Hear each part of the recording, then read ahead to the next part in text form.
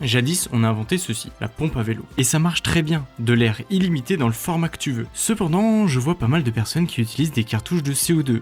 J'ai horreur de ces trucs. Un shot d'air et ciao poubelle. Le côté petit et rapide du système le rend assez populaire chez les pratiquants. Le gros problème que j'ai avec ça, c'est que quand je me balade à vélo, eh bien, immanquablement, j'en trouve le long des routes et des chemins.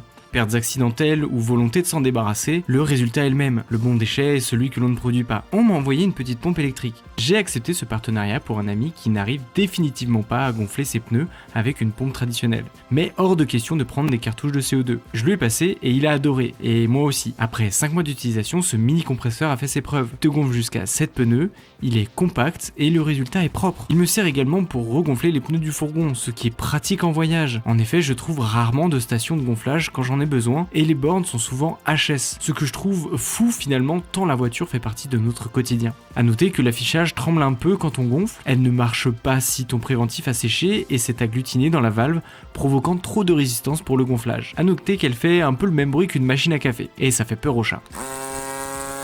Au final, j'ai été agréablement surpris et je l'ai finalement prise pour moi. J'ai perdu un ami, mais j'ai maintenant un compresseur dans la portière du van qui gonfle mes pneus avant chaque sortie.